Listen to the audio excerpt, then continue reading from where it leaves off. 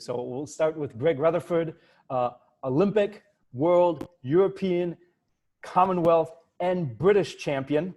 So basically run the gambit of medals and championships that one can win in the long jump in the sport of track and field. Beyond track and field, not just known for his jumping ability, but also a amazing chef. He was a winner of Master Chef Celebrity Champion. Hey, I had to throw that in there.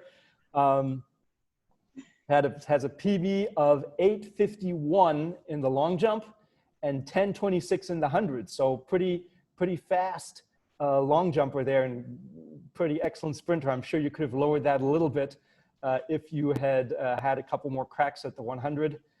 But certainly not quite as fast as our other guest, who's hopefully logging back on, and that is Donovan Bailey, 2-time Olympic gold medalist, 3-time world champion, Commonwealth champion. He is the former world record holder in the 100 meters, one of the most prestigious events in track and field, with 9:84 as his mark, and he is also the newest board member for the ALTIS Foundation. So we're excited he is joining us, and hopefully his cabin internet will let him log back on as we go through this conversation.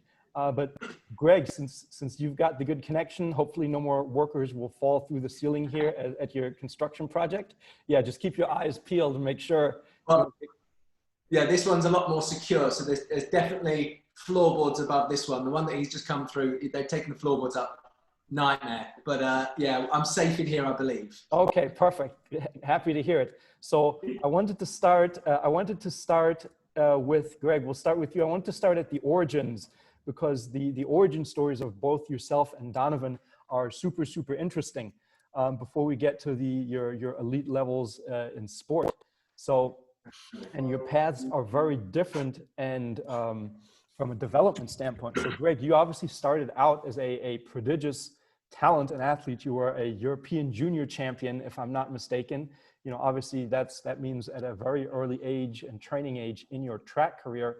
And then there was a bit of a gap in between that, and with maybe a couple medals and glimpses sprinkled in until you really started hitting your stride again, like 2000, you know, this is from 2005 to 2011. So kind of take us through your development at that point until you linked up with Coach Dan. Yeah, so 2005, I had a bit of a breakthrough, and I started to fulfill some of the potential I shown as a child. So as a kid, I played so many different sports. So I was really into soccer, took that to quite a high level, played a lot of badminton, a bit of rugby as well. Pretty much every sport that I could try, I gave it a go. But I just found that I loved track more than anything else. And then at the age of 18, as you say, in 2005, I went to the European Junior Championships, managed to jump 8:14 in that championships, which at that point set like a British junior record, a world sort of leading distance for my age, etc. And all of a sudden I realized that at that point that I actually could take this on as a career. I mean, up until that point, I basically said to everybody, I will become a professional sports person at something. I just wasn't sure what. And it just so happened that track was the event, and the long jumping in particular, that I could excel at. So from that period, and I think often the case is similar for a lot of people in this situation. As soon as I sort of showed some real genuine, I guess, junior into senior level potential, everything changed around me. So coaching wise, things changed a bit, and the thought processes of my coaching changed dramatically. This was all before joining Dan. And it went from probably what for me was quite fun, and I thoroughly enjoyed track as a youngster. It all of a sudden became incredibly regimented, incredibly full on. So I went from training maybe 3-4 times a week to training double days, 6 days a week. And all of a sudden with that, I had a long period of injury. So in that time that you just mentioned there of 2005 through to sort of 2011, well, more up to 2009, I had a real period of just being injured, because all of a sudden my body, which was obviously quite young, and was developing at whatever rate it was now told to do something which was pretty difficult and pretty full on. So I mean, to put it into perspective for people, I was probably tearing a hamstring every 6 to 8 weeks in my training block. So, I mean, we're talking, there was some form of serious fibrous injury that was taking place, say, every 2 months. And from that, I was then having to rehab back up, get going, and then try and go again. So performance from my point of view dropped off quite dramatically. 2006, I managed to just sort of get myself a silver medal at the European Champs. I was quite young. I think I was still going off the fact that I was youthful and full of all of that side of stuff. And then after that, the real injuries really kicked in, as I say, and I had some really bad major hamstring tears. Ones that, I mean, horrific, and bits were sort of just about hanging on. I'd rehab, as I say, come back. Commonwealth Games 2010, by that point I'd already joined Dan. I managed to win another medal. But fundamentally, that period from 05 through to sort of the late 09, if you like, I was injured pretty much the entire time. And then I then joined Dan. And then at that point, as you say, from 09 to 11, Dan basically had to work tirelessly to undo all of these really sort of bad practices that I'd learned. I had to learn the fundamentals of the sport. I mean, I'd never really done a drill before. I know that sounds kind of crazy, but up until I joined Dan, I'd never done any form of drill. It was like, I'd turn up to the track, hey, what we're doing, right? We do 6 excels, just go and run to warm yourself up. Then we'll go and do, I don't know, it was like a scatter graph, and we'll pick that and do that today. And hence why injuries and everything else set in. So Dan's first job with me was to effectively undo a vast amount and years worth of damage as I would now see it for my body. Now, obviously, everybody trains differently and different things work for different people. But in my previous setup, things didn't work for me. That was clear. And probably Dan always tells a funny anecdote of when I sort of turned up as well. When I probably needed to lose a few pounds as well when I first joined. There was probably a lack of understanding for nutrition from my point of view. And that was a thing though. I mean, as I came through and none of that was really sort of worked out with me. Nobody ever really sat down and sort of said like, hey, what are you eating for breakfast? Maybe you should think about not having 4 cereals in a bowl and something else sugary. Maybe you should think about something else. So there was so many things about the way I trained, which was not professional, was genuinely not professional because I didn't know and I'd never been given access to that. So that period, as I say, was dogged with injury, a lack of understanding and a desire to keep going. Because you've got to bear in mind as well, for me, I sort of suffered quite badly sort of mentally in that period as well, where I considered quitting the sport. I wasn't enjoying it at all. I was in quite a dark place at times and found the sport that had come quite easy to me at 18, all of a sudden at 20, now felt like a job, wasn't enjoyable. I was injured all the time and I wasn't progressing. So from my point of view, those years were very difficult, but also taught me, I guess, a lot about my body.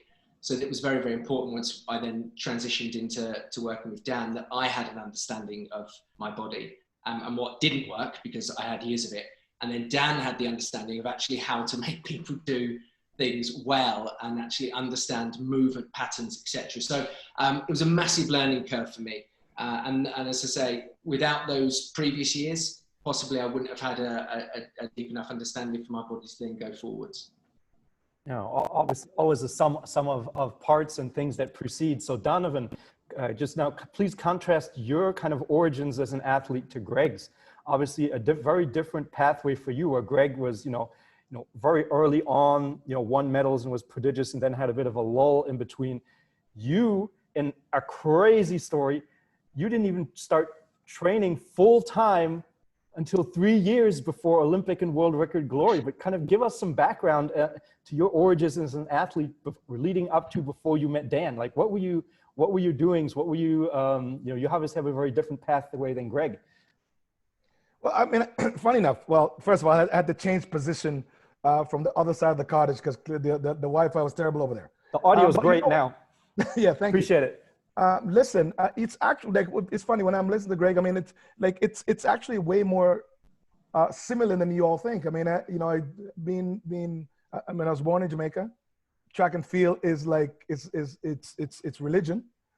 So I started competing when I was probably 5-6 years old. I mean, it wasn't so. I mean, I realized that sometimes people have this crazy conversation. Dan and I talk about it, sometimes laugh about it. It's like, one day I was like, I don't know, I was walking down the street and I decided to put some shoes on and go, oh, there you go. The next day is world record. It really wasn't like that. I mean, I knew that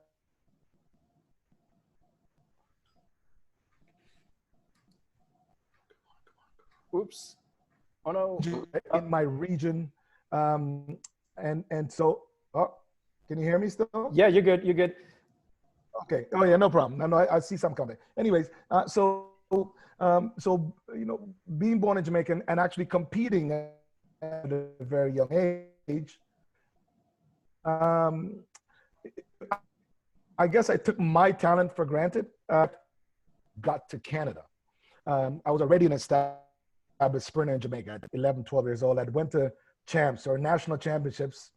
I was fifth in the 100 meters, and our relay was fourth, and that's across the country. I was 12 years old. So when I got to Canada, and my older brother O'Neill was probably one of the most dominant track athlete in our area. It was an easy thing for me to slide back in. I just took things for granted. I knew, at 5'7", I could, dunk the basketball. I could take off on the foul line, dunk the basketball. Like a lot of times things just came easy for me. And that's really what it was. I mean, so I took things for granted. So when I made the team I made the team every single year from 1991, but I think that I got this, the old Canadian mentality, which is like, oh my God, let's just do whatever we got to do to make the team, because to make the team and to go on a trip was like the thing to do. And with that, as I'm listening to Greg, I got injured every year because I did nothing. I mean, I thought that going to the club and dancing was part of my training schedule. I thought that, nutrition, oh, hell no. I mean, I never really had horrible eating habits, but I didn't really, there was nothing that was regimented. So, I met, thank God, Dan was associated with our national team, coaching Glenn Roy and a few others, meeting Dan and also understanding the seriousness of what he did, I also had to basically get my life organized in Canada. So when I eventually, I made the team and I got injured every year. And it's funny, I'm listening to Greg speaking, I'm thinking, oh yeah, I did that every year, every single year. As soon as you started to get into your rhythm, started, getting faster, practice, whatever, you'd get hurt because, there was never a base. There was never any structure. So, meeting Dan, I met Dan at the World Champ. I met Dan in 1991 when we went to LSU for a training camp. 92, I messed around, tore my quadricep because I didn't train at all. And I'm like, oh, I'm going to go run the Olympics. It's not a problem. I went to the national championships. I ran 10:21 in the semifinals. Bruni was the only person that was faster, and tore my quad. That was the end of that. In 1993, and again, I was doing no rehab either. I mean, I'll go get a massage or go put some ice on it. I'm like, all right, this will be done, and I'll heal myself in like 3 weeks. This will be okay, no problem. I can do nothing, and then I'll go play basketball every day. That was my rehab. So I met Dan in 1993, and essentially said, I thought I should have been running. I thought I was the best sprinter on the team at the time. And that's kind of when Dan and I kind of sat down or Dan actually said to me, when you get serious about this, you know where to find me. And so, 93 at Worlds, I thought I should have been there. I thought I should have been running all the events. I thought mentally and my confidence was probably a lot different than all the people that were on the team or probably on the track at the time. There's no shortage of that. So it's funny, when I got on March 1st of 1994, first of all, I called Dan many, many times. And I said to him, I'm coming down. And finally, I think he said, listen, dude, don't call me anymore. Because, because that's it, Dan, 2 weeks. So that happened from summer of 1993 till finally, like in March, I don't think it was taking my calls anymore. So I just showed up to the track. And I remember the very first time that I went in and he goes, shit, you're finally here. I'm like, yep, finally here. Everything's solved. Business is taken care of at home. And, I think that I kind of loved, and I still do, Dan's chronological way of thinking. The very first conversation we had was legacy and about, the dark cloud of track and field. And athletes and their own securities or insecurities and drug use and all those things. And when he said, listen, you're in the right place. Oh, you can hear me. Okay. And so we kind of went down the chronological order of what he expected of me. And we're walking around the track, and he said, and then he started breaking down from that day, started breaking down how I walk, my gait, all of those things. And so for me, it started that way. I mean, I had a very extremely close relationship with my dad. Dan communicates very much like my dad. So it was simple. It wasn't, I mean, he didn't have to coddle me and didn't have to babysit me at all. I mean, I think that, so my ability to absorb information from him came like so easy and it was so clear. And those are the things I always tell anyone who's probably looking for a great coach, is that those fundamental things just from the beginning is really important. So like Greg, Dan taught me out the gate, okay, partying, gotta stop. Drinking, gotta stop. Like he was breaking down he even said, okay, lay off the girls for a while. That's, that was very hard, extremely hard. But I think, but I'm saying to you that he broke down every single thing about what, like diet. We talked about food. And I'm going to tell you, the most important thing that I learned, especially in the first probably week I was with Dan, was rest. I mean, it was just like, dude, you got to sleep, man. Like, I don't know what you're doing or where you're going or what you think you need to do, but to understand and kind of put together an administrative schedule of exactly what it takes and the template to get to that other level. It's probably very much the same way when I'm talking to Greg, when I'm listening to Greg, it's very much the same way you kind of go, I have the talent and I am friggin' confident, but I have no idea what I'm doing. And I think that Dan creating a structure and then in detail, chronologically, putting it into place. And if you follow it, well, I mean, here, the two of us are here talking, as Olympic champions. So I think that, I think it's amazing. Yeah, thanks, Donovan. As a person who's 5'8" and maybe change, I'm insanely jealous of your dunking ability from the free throw line at 5'7". I have good genes. That's awesome. Dan, so coupling those two stories together. So Donovan finally, after numerous phone calls, finally shows up, and Greg and you decide to work together as you're in working for UK Athletics. Kind of talk us through some of the procedures and strategies that you then decide to put in place to help evolve their careers. Maybe give some commonalities and then some differences between the two that you identified and then with discussions with them started putting in place. I've always been a believer in induction interviews, series of interviews. So like Greg and I's first interview was in a pub somewhere in Hellhole, England, and we just went over everything he'd done, was doing, what he liked, what he disliked. Donovan and I's first conversation of any merit was in Stuttgart 93 when he was bitching about not being on the relay team. And I'm like, well, have you done this, that, or this?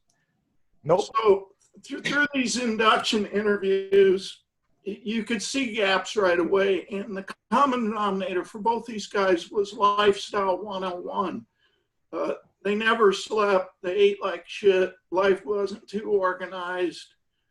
Training was haphazard or all over the place. No sports medicine designer input. No real team around them. It takes a team at this level. Training group was dysfunctional. So there were a lot of common denominators. And it wasn't rocket science. It was like, okay, let's look at the layers and like, let's get a team around you. Here are the metrics. Here's what we got to do. This is your part, your accountability. And from there, it's pretty straightforward. It's kind of like connect the dots because both these guys are immensely talented. They're confident. They're both great risk takers. If you're going to be an Olympian, you got to be a risk taker because you're going to have to make decisions in training and competitions, even within the race or the jump. And if you're not a risk taker, you're not going to get on the top of the podium. That's my experience. So they had the essentials. It was just random chaos. So my job was to herd cats, get them marching in the right direction, and being realistic. Like, you know, Greg tore an adductor leaning over to pick up a sheet of paper. Donovan, you know, would get injured in some club at night. So, you know, we weren't perfect. After the club, then, after the club. Yeah. But it was about risk mitigation. Yeah, so we started implementing the plan. And so Greg and Donovan, in your own words, what was it like training with Dan? So what in your minds, to add on to what Dan just talked about, kind of a lot of off the track and risk mitigation, from a training standpoint, what evolved and changed for both of you under Dan that you felt helped you then evolve and become successful in your sport? Oh God. Wow. Well, I mean, every aspect for me changed. As I was sort of saying, my previous training setup was sort of turn up to the track, as I say, do a few runs to warm up. Okay, let's maybe do some jumping. Let's go outside and run a 300 meters or something. I mean, it was literally pick something random and we'll do that today. There was no structure. There was no purpose behind it. And generally, the big thing that was, it is interesting listening to Donovan there as well, because what I had was coaching setups, which meant that I trained constantly. And it was, I mean, it was ridiculous. So I was pushing my body morning and night to the point where I couldn't keep up with it and was getting injured all the time. And in my head, I was always going, I need rest. I need to recover. My body can't do this because I'm injured. Every time I go to the track, something else goes wrong. And it'd be, okay, then we'll do 3 hours of prehab and bulletproof. And like Dan had heard this probably so many times when he came to the UK. They had this thought process where you have to do all of this prehab stuff, referred to as bulletproofing within the UK, and then you can go and do all your actual main track stuff. So I was doing so much at a young age that my body really, and I say young age is relative, I guess. That was sort of 18, 19, 20. And my body couldn't keep up. So Dan mentions that conversation. I remember it so well. My former agent at AFL, who's sadly not with us anymore, he set up the meeting. I was desperate to join Dan. And quite a funny anecdote with that, the 2009 World Championships, I'd been sort of training on my own for a period because I knew things weren't working for me. I needed a new direction. I was desperate for a new coach. In the UK, I was really, really limited. There wasn't really anybody there that I could say, okay, I'm going to go to this person and they would change things. So I've been looking further afield. In 2008, funny enough, Tim Benjamin, the 400 meter runner from the UK, he had mentioned Dan to me and he had sort of said you should look into Dan, but he's based at that point, he was in Sacramento or San Diego. And I wasn't ready mentally to try and make that change. And probably Dan couldn't have worked with me at that point. But I came in with Dan and I was desperate, as I say, to join him. And we had a head coach at the time called Charles Van Commenay. And Charles and Dan had worked closely together for a long time. Now, the first time I sat down with Charles, when I knew Dan was coming to the UK, so as I say, at the Berlin World Championships, before I jumped, I said to Charles, please, can I join Dan? Because I think he's the man that could really help me looking into what he does. And he just said, nope, you're not good enough. You're never going to be good enough. And Dan is too good a coach to work with somebody like you. And I sort of just went, oh, okay, fine. But in my head, obviously, my initial reaction is, oh, well, I'll prove you wrong. Okay, fine, I'll prove. Because a large part of my sort of younger life, if you like, I felt like I always had to prove people wrong. Because for me, there was always this thing of, it won't be him, it'll be somebody else. He's not good enough. He'll never quite make it. So I always wanted to prove people that I was good enough to do it. So then Charles says this to me. I then go out first round of the qualification in the Berlin World Championship, break the British record, and then qualify first round for the final.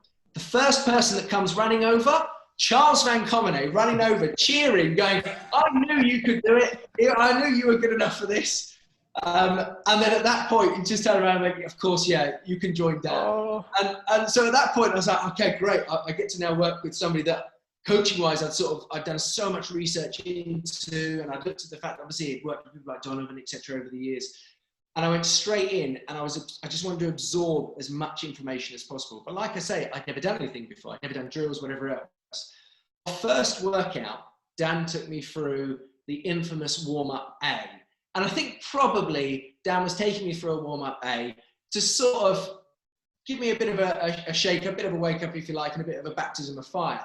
Because by the end of warm-up A, I walked over to Dan, all respectful. I was like, Dan, thank you so much. Like, brilliant session today. Really appreciate that. I can't wait to come back and do another session. He just looked at me and went, what are you talking about? Just a warm-up. And I was like, oh my God, I'm not sure I'm going to be able to do that.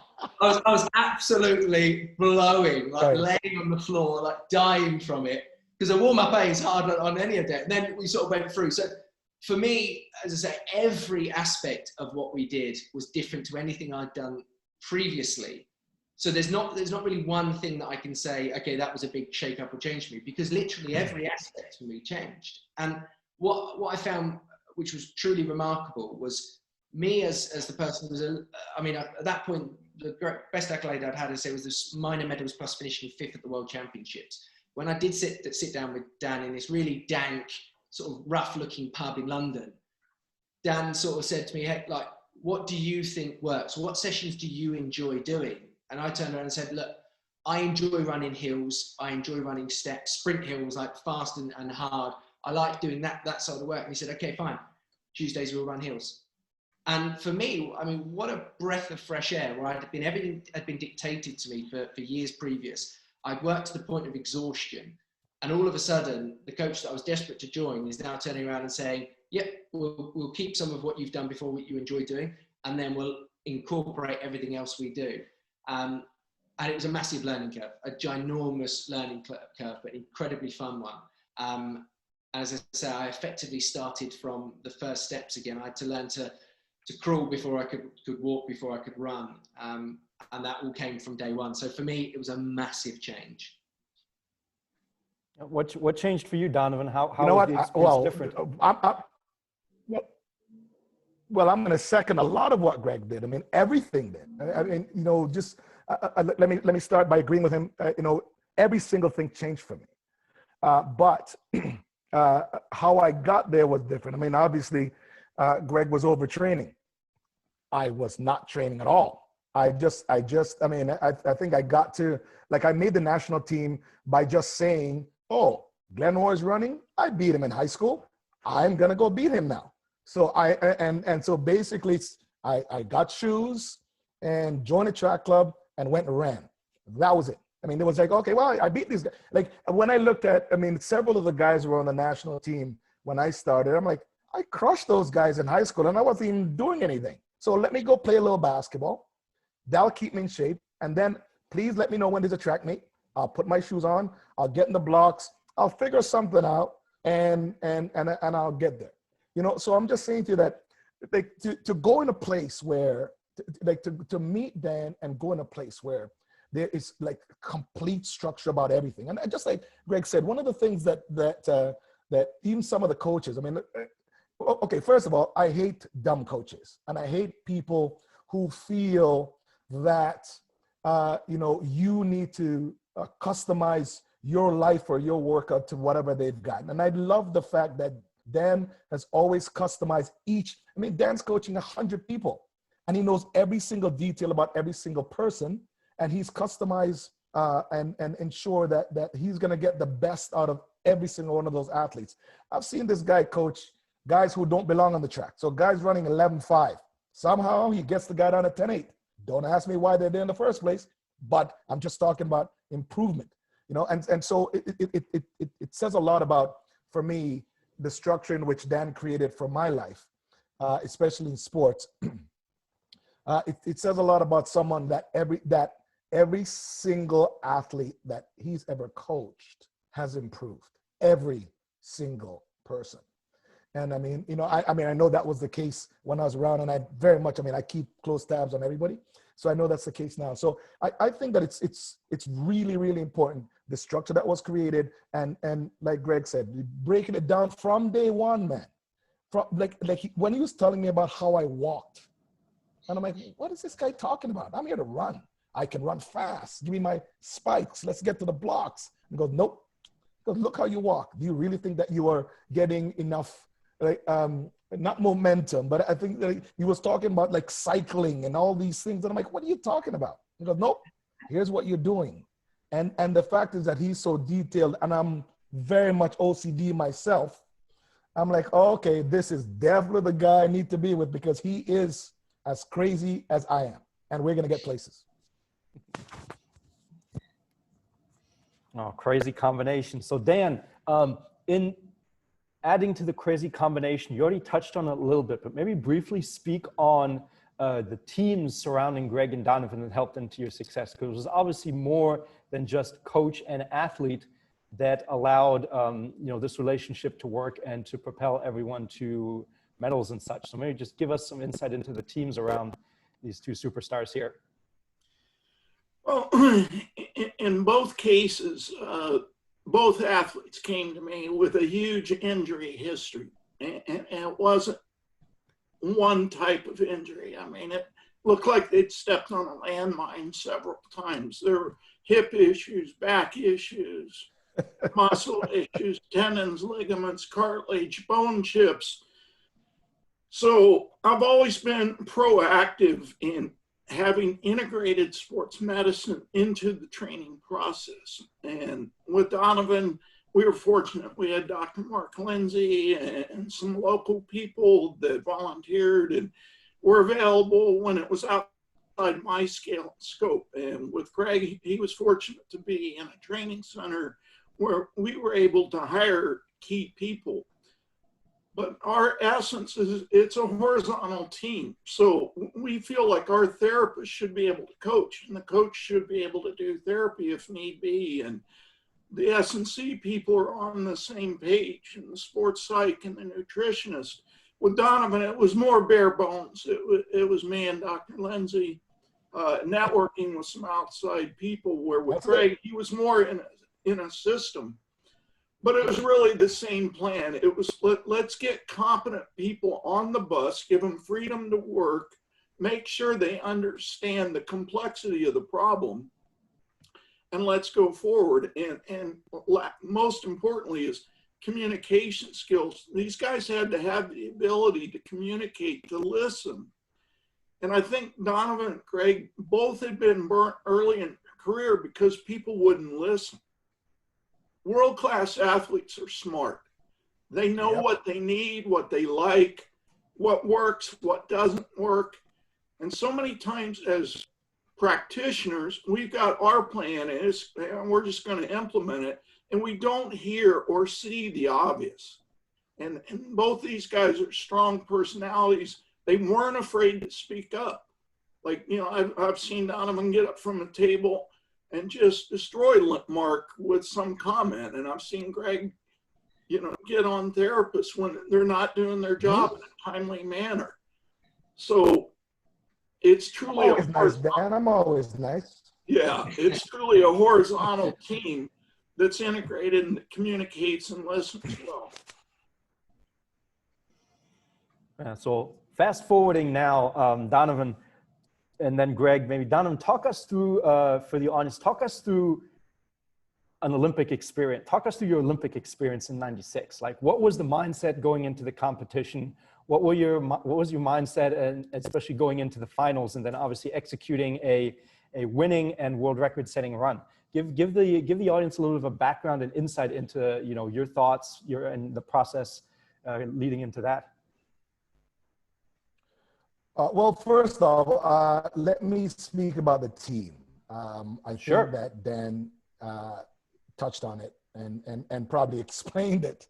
Mark Lindsay is probably the best soft tissue specialist in the world. When Mark and I started working together, he was working. He had a bench out of the back of his, I think it was 1988 Ford Probe.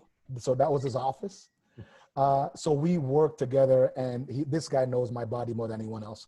But more importantly, I trusted him, right? I mean, when I got that, and then of course, I mean, obviously with Dan, that. I mean, like you have to have, I have so much confidence. I mean, we always talk about the influence that a coach has over an athlete, whether or not that athlete is 3 years old, 10 years old, or 30.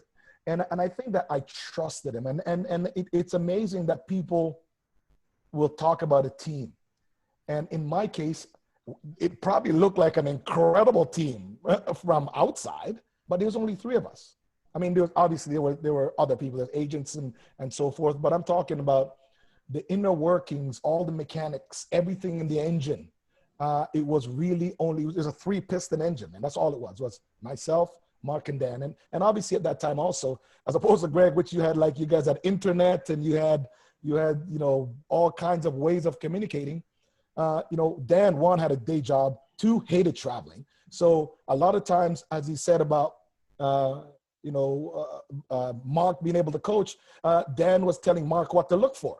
And then, you know, how to, and basically the both of them are talking about how to treat me, because a lot of times on the circuit, it was just me and Mark. Well, I mean, me and Mark, obviously there's agents and other people there, but I'm talking about the infrastructure, you know? And so I think that the team was so valuable. And for me, it was really about trust. And also the fact that Dan listened. He listened to, you know, to everything I said, whether or not it made sense or not, and we could talk it through. And like I said, I always refer to Dan, you know, almost like my other dad, because that's kind of how me and my pops, when he was alive, that's exactly how we communicated. He kind of gave me instructions, and I said, okay, no problem. You know, so touching on 1996, I mean, in 1996 for me started, well, in 1994, when Dan said I should stop basically attempting to make the team. He goes, you're way better than that. Stop. I mean, he said, whatever the championships in Canada are, this really, we're going to train through it. So you need to understand that. So in 1995, when I got to Sweden, I had been running well. I mean, 94, I was, after 3 solid months of training with Dan, I showed up on the circuit and I ran, the Canadian record at the time was 10:02. And I think I ran between 10:03 and 10:10, like 10 times. You know, so I knew where I was and I knew what I was doing. I also was getting way more way comfortable with my abilities. So 94 season ended up well. 95 started the first meet of the year. With Dan, first of all, Dan and I talked about running indoor season and the importance of running indoor season. And it really is just to work on my blocks, because I had not done structural training. So essentially it's a work on my blocks and my acceleration and my transition, right? So that was what indoor was for. I mean, it would, like, I mean, obviously it was fun and traveling and making some money, but that's what it was for.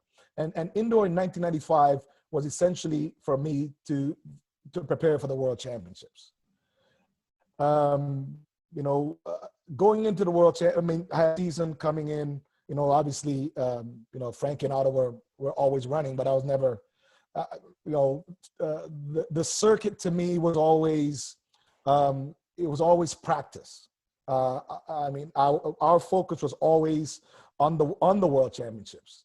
I can remember, you know, a lot of times I'm asked, you know, so what is this big motivation, you know, that your coach, you know, you're walking to the track and you've got this big rah guy, and he's like, yeah, you know, you're gonna get there. This is like you're the height of your, you know, your career, and the World Championships here. There's some big rah speech.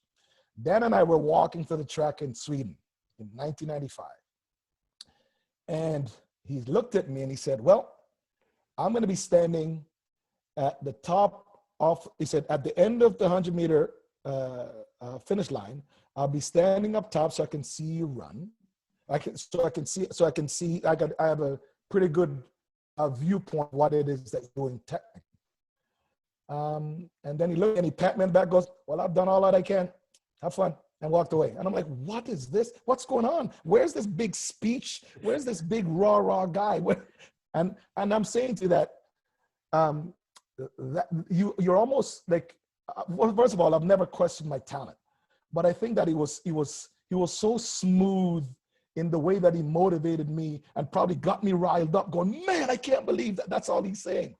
But then me understanding that he's right. He had done everything that he's done. Like, he can't run the race for me.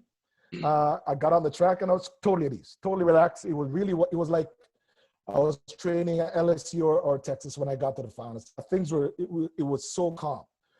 So, you know, fast forward to the next year, it was pretty much the same thing. I mean, indoor season, again, we're working on starts, getting starts better, getting starts more consistent, understanding transition, and also capitalizing on some of my opponent's weaknesses. Getting to the games in Atlanta was a little different because I tore my left adductor in Nice. Dan, you remember that? I tore my left adductor in France, trying to, Linford had gotten out on me. And I'm just like, there is no way I'm going to lose to this guy 3 weeks before the games. So I am going to catch him. So I was overstriding, end up popping my left adductor. So that really was, mentally, that was a tough thing because I kind of knew what was at stake. I kind of understood now this is the thing I've been working for my entire life. But again, I had so much confidence in Mark, and I knew that Dan was going to, we didn't get to the track. We didn't even do anything on the track, I think, for the first, was it 5 days, Dan? I don't know. Like this is before the Olympics. I couldn't walk. 8 days. And so he was adjusting things. 8 days, sorry. 8 days. These guys were like, okay, what are you gonna do? But for me, I'm like, okay, I got Magic Hands Mark with me, and I got Dan, who knows everything about me. So for me, it was, for a minute, for probably a minute, I kind of go, oh man, this is hurting. But then I look at Mark, I'm like, okay, and he's working, and you know that he's completely in it, right? I mean, like you see him and like he's sweating, and you can like, I think I love Mark and Dan because these guys were competing. Like I know that it's just Greg and I on here right now, but these guys were actually the people competing, and they were so committed. So I saw Mark working and sweating, Dan working and sweating, and these guys are turning him into a pretzel every single day, on the physio table. And then gradually, I mean, we got back to started. I mean, I'm assuming at that time he knew what, I was a well-oiled machine getting ready for the Olympics. One of the things that has happened, one of the things that had happened in '96, even at the games, was Dan and I, when we were in Lausanne, Switzerland, early in the year, Frankie had been running well, and we were having a conversation in Lausanne, Switzerland, and he said, "Listen, you got to get out of the blocks, and you got to go through your transition. Frank has been running well." He goes, "You're ready to go. I think that you can do some good things today." He said, "If you want to win the race, win the race. If you don't want to win the race, do your thing, And so if you ever Google the Lausanne race of 1996, at the end of that race, Dan said to me, well, first of all, I got out of the blocks. I transitioned. I caught Frankie. He ran 986 that day. I walked off the track, and Dan, mouthful of tobacco, smiled at me and goes, "You just broke the world record, right?" And I just started laughing. And I go, "Yep." And we just left. Like it was never like this raw thing. And it was such a different understanding. So when I got to the Olympics, I remembered that race. And I remembered, getting out of the blocks, not panicking, understanding that no matter what mistakes I made in the blocks, my top speed was faster than everybody else. In history up until, generation before that, but in history at that time. And I knew that I could catch Frankie and Otto or Linford or whomever else that was on the track. So the injuries was a mental issue for me. The bombing was an issue for me. But I think that because, and there's other political things going on with the Canadian Olympic Committee, but I think that I was with my team of 3 guys. I understood that even when I got to the finals, don't panic, lift. Don't overstride, because if you overstride, which Dan told us, if you overstride, your Olympics is over. So you stay in your pocket, understand your stride pattern. Don't do crazy things. You'll catch them, you'll snatch them, you'll pass them. You already did it in Lausanne earlier this year. Nobody knows that. I got in the blocks, and it was another confident day. I mean, in the call room, getting shaken out by Mark between rounds, between semifinals and finals. It was an incredible sense of calm. I mean, my father was in the stands. It was the first race that he'd ever seen me compete, because he only believes in the best. And he thought that all the other races I did previous to the finals at the Olympic Games wasn't worth his time. So he was there. So he was there holding my daughter, you know, watching. So I guess if you say that, you know, if there's a lot of pressure on me, that would be a little minor thing. But again, the team was so awesome. Mark did his thing. Dan did his thing. I didn't panic coming out of the blocks. I mean, I knew I was gonna win. You know, and at the end, Dan said, you know, I'd expected you to run 971. That's actually what he said. So there goes. Forget about the world record. Forget about. I ran 984. He goes, yeah. I thought you should have ran 971. That was it. I'm just like, dude, I love you, man. Oh wow! Classic. Yeah, classic Dan, eh, Greg? Classic Dan, Classic. absolutely. So, Absolutely. Greg, What's weird about all of that, right, is that Dan said it to me 1,000 times, and I think I was really lucky because obviously Dan had the experience with Donovan, and I guess what I was sort of referred to as the super group, and those big guys that would be stepping on the track and multiple people running sub 10. And Dan would always tell me about like that you'd have these guys going up onto the blocks, and you'd have like the A group. It's all the guys that were running around like sub 10 and then like 10.0 maybe. Then behind that lining up, you'd have like the 10.1 guys and everybody like desperately trying to. So obviously Dan had all of these experiences, and 1,000 times Dan would say to me, your path has been so similar to Donovan in certain ways into the lead up to the Olympics, because listening to that, it's so close, it's almost eerie to what happened with me in 2012 and obviously what happened with Donovan in 96. And for me, again, so I touched on previously that I had a lot of injuries, and joining Dan, we changed so much, and my injuries went sort of so far down, it wasn't something that I was so worried and concerned about anymore. It was not like I was thinking, God, I don't want to train today in case I pull something. It was more a case of, okay, look, things can go wrong, but I'm not going to worry about them. Now, 2011 was the first year that I started to actually consider myself somebody that could be dominant within the long jump. I'm sort of winning Diamond League events, jumping quite well, regularly now jumping well. So before Dan, I was sort of a guy that would maybe jump the odd 830, but I'd be sitting around 8 meters and sometimes way below that as well due to injuries. So 2011, things are looking really good. And I genuinely, for the first time, and Donovan touched on it a few times, belief is a hugely important part for any athlete. As soon as you believe, and again, I never doubted my talent. I knew I was talented, but I'd never had a structural and a team around me that gave me the opportunity. Because again, team like we mentioned, Donovan's mentioned teams. Well, I had Jerry Ramagita as well, who you all know G very well. Yep. And G for me was exactly the same. My main team was Dan, G, and then myself. And again, other people would come in and out, but my core was us three. And because of having those three, confidence then grew. And I started to believe that actually, yes, you know what, I can do this. I can be one of the best in the world. 2011 comes around, and I went into that World Championships. I was like, do you know what, I am going to be the first British long jumper to win a medal at the World Championships. Nobody had done it in 2011. Right? So I'm there, beliefs in, I've got down there, I've got it, it's all ready to go. Typical with me, because my stories are never simple. Something that generally always went wrong up until 2012, really. 2011, we're in South Korea. They've decided they want to use one of those crazy electrical raking devices rather than just a good old rake. Because, you know what, nothing can beat a good old rake. Whenever anybody tries to use these crazy, something always goes wrong. Anyway, the person before me has jumped, gone through, the thing's broken down. So now the pit is covered by this dirty great metal thing they can't get off. So for 25, 30 minutes or so, I'm standing there on the runway waiting. Like, obviously now I'm sort of getting a bit edgy. I want to go in. I'm trying to stay warm. Talking to Dan. He's like, okay, just keep moving.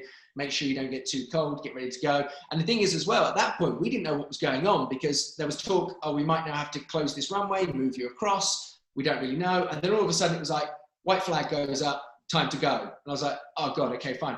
Jumped onto the runway, tearing down, bang, take off, tear my hamstring again. And all of a sudden, I'm in that situation again where I'm going, oh, for crying out loud, like, why now? This was my chance to win a world medal. The year before my home Olympics, I now have an opportunity win a medal. I hadn't had as many injuries that year. I was finally sort of getting into a good place. To say Dan had spent the last few years working on me, and then bang, and hamstring injury pulls again. So I'm out. That's my season completely over. I go home. We start training again. We start building back up. And again, confidence. And I'll keep coming back to confidence because that's the big thing. For anybody who wants to go on and win things, genuinely, you'll never meet an Olympic champion who doesn't believe that they're good in some way. Now, I'll be very British about it a lot of the time, and I'm going, yeah, it's fine. I'll try and back it away. But look, I know I was good, and I know I very much know I'm not anymore. But I knew I was good, and I knew if I had a break, then I could win. So I took that into 2012 still, and again, this belief system say we're growing. The team was perfect for me.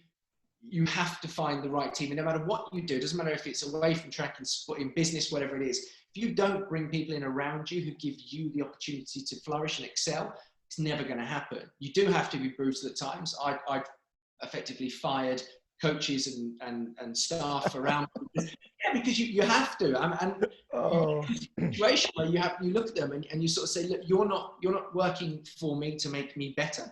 You're not helping me grow as a human.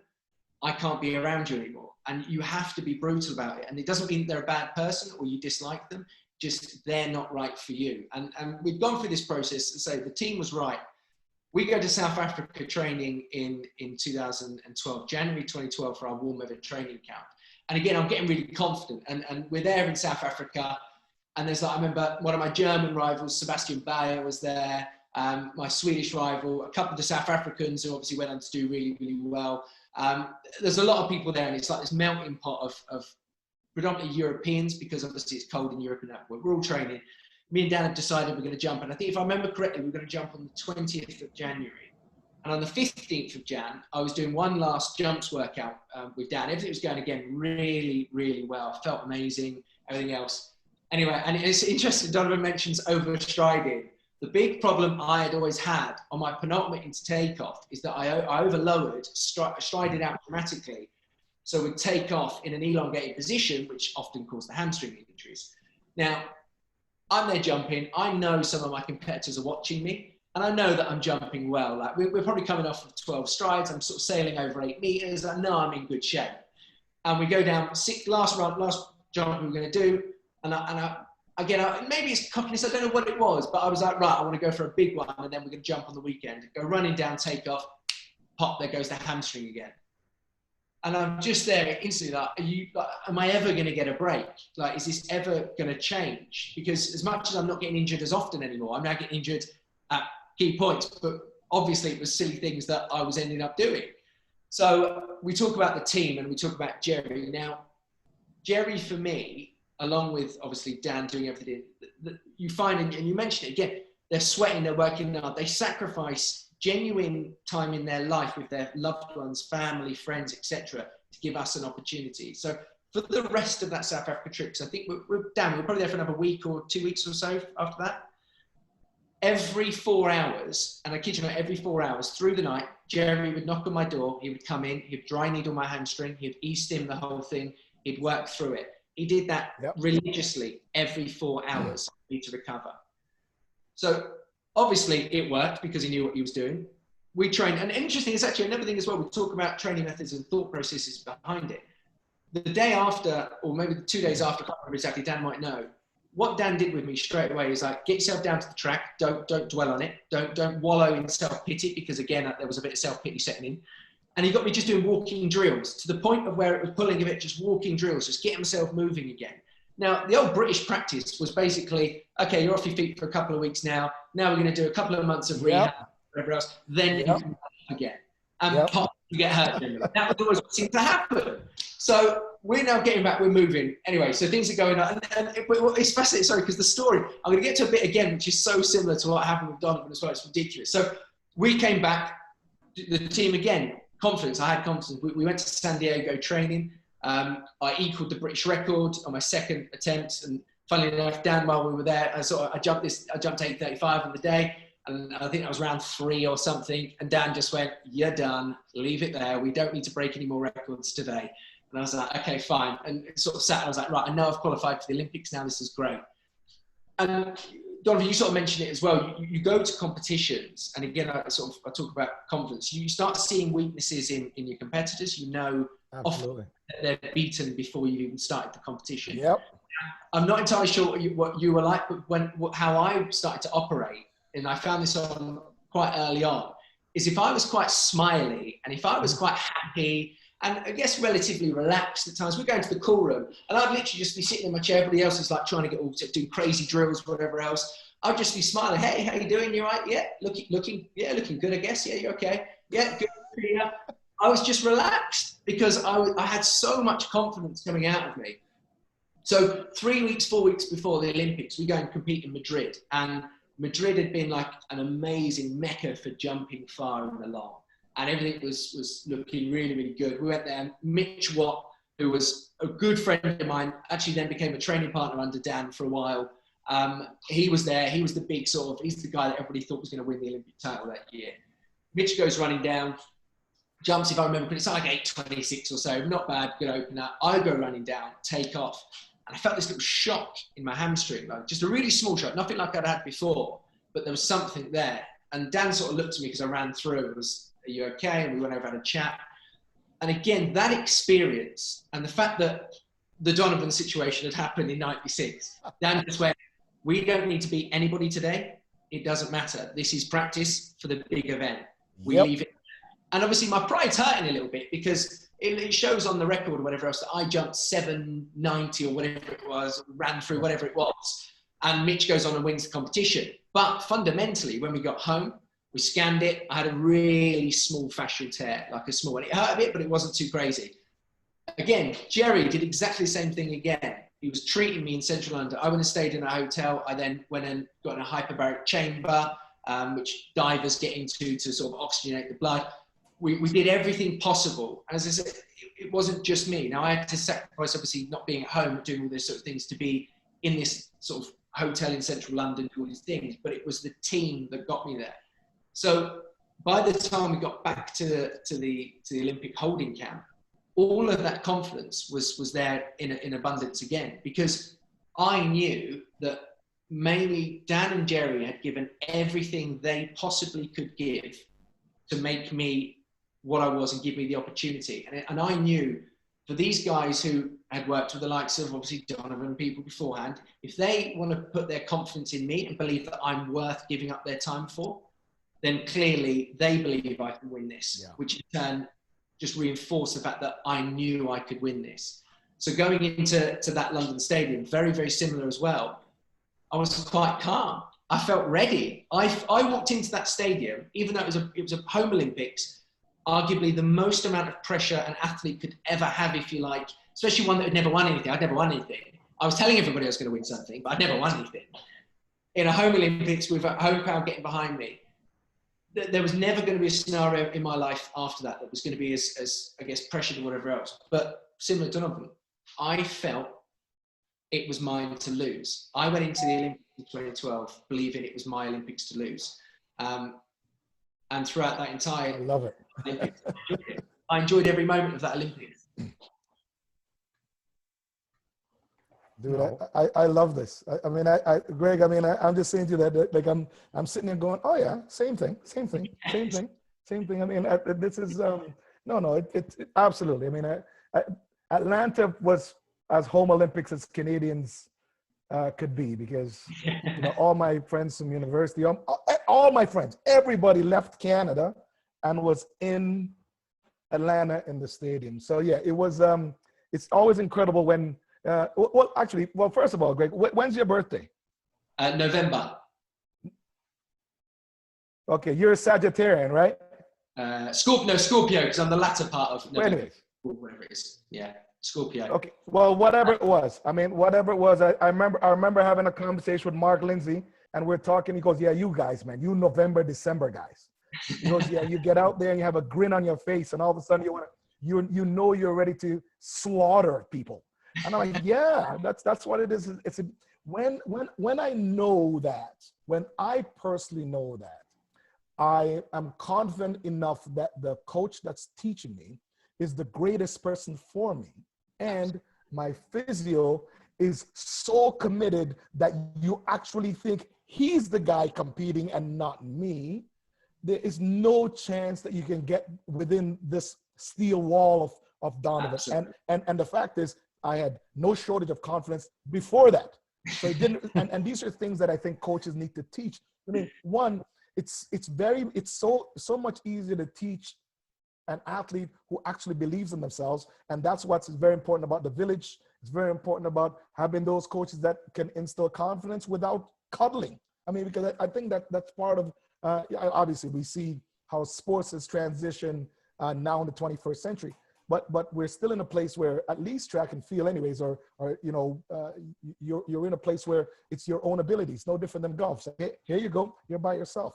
I mean, and ultimately, even if you're in a team sport or in corporate sport, we'll say, you know, all of those confidence are still very important. So, you know, all what Greg said, believe me, we have a million stories. Some of them we can't even talk about, but they are incredible things.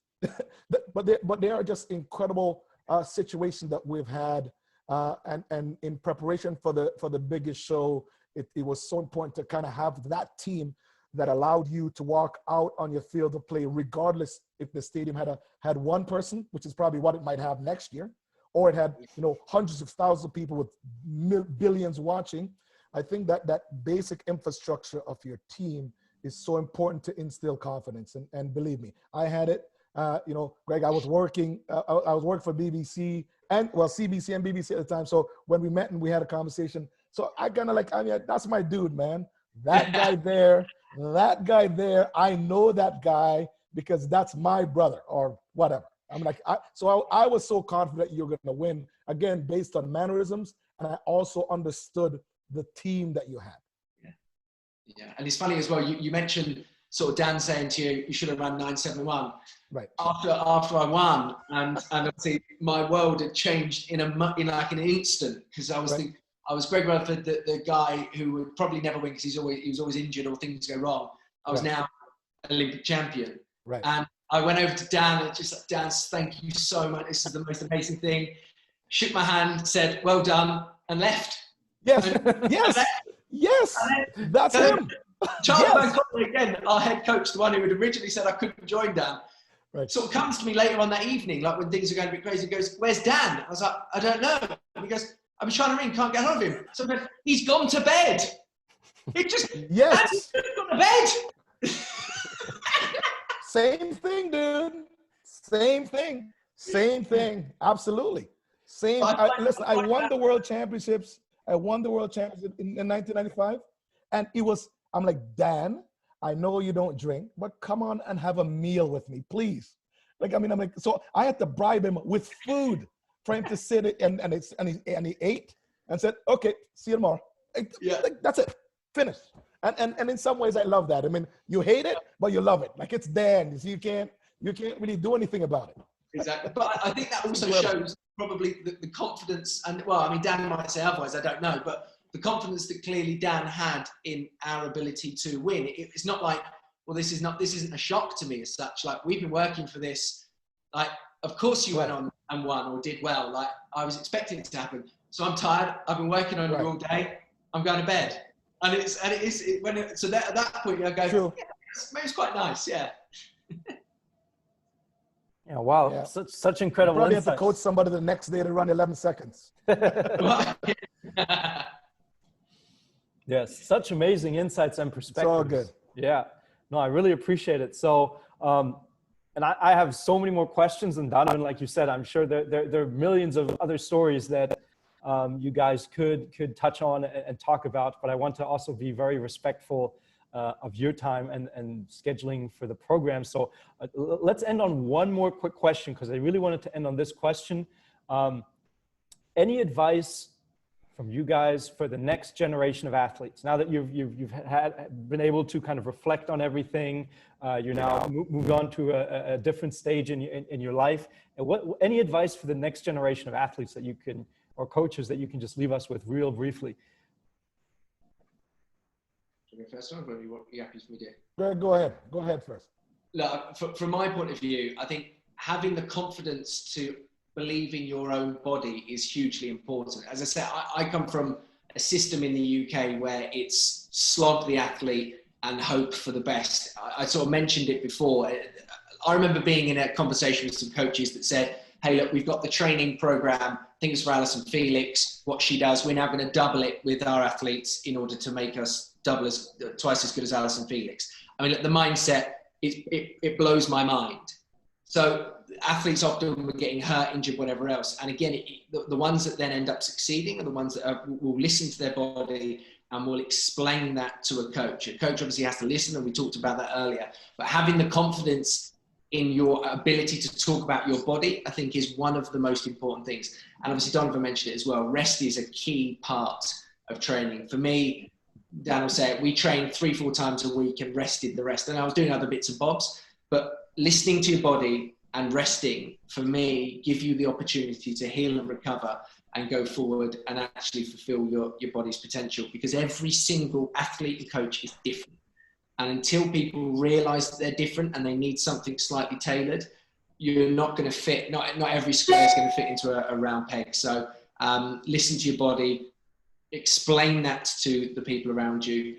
Obviously, never lack that confidence. Again, I wish I'd have had a bit more of Donovan's confidence back when I was younger as well, because I definitely could have done that from an early age. But yeah, that for me is hugely important. You had it, dude. You had it. You did it. You had it. Well, okay. You know, for this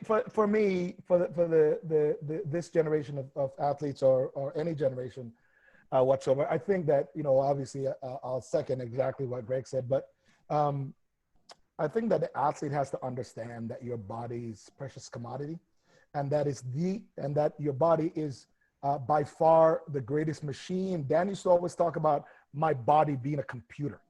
And essentially, I mean, you know, in the fall, essentially, he just, we're going to basically take it all apart and put it back together, you know, one thing at a time.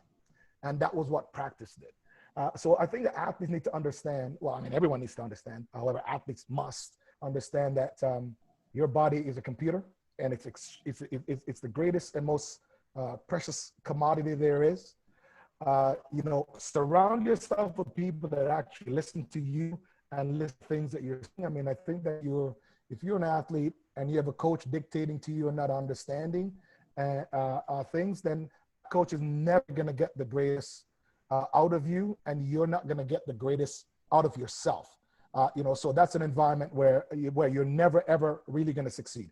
You know, listen to Greg, understanding, you know, the physio and philosophies of Britain was the exact same as Canada. It might still be. I mean, those are some of the people that probably didn't like Mark and didn't like Dan because their philosophies was just so far different than theirs. I mean, there are athletes that, you know, you get hurt and all of a sudden you're resting for 2-3 weeks and then you're competing 6 weeks later. How the hell are you going to do that? Like, it doesn't even, it makes absolutely no logical sense in the world. So again, precious commodity, you've got to have confidence. I mean, and ultimately, you know, I think that you have to surround yourself with people that are supportive of you. And even if some of those people are your family and closest friends, if they don't support you, tell them to get lost. Tell them to really get lost, because that's the only way that you're going to get to the next place. The only way is to surround yourself with the right people, confidence, and all of the things that Greg and I just said. Yeah, wow, great words to end on right there.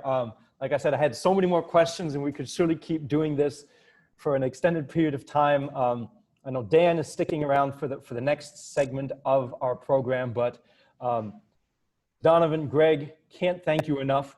Really appreciate your time coming on and sharing these valuable insights.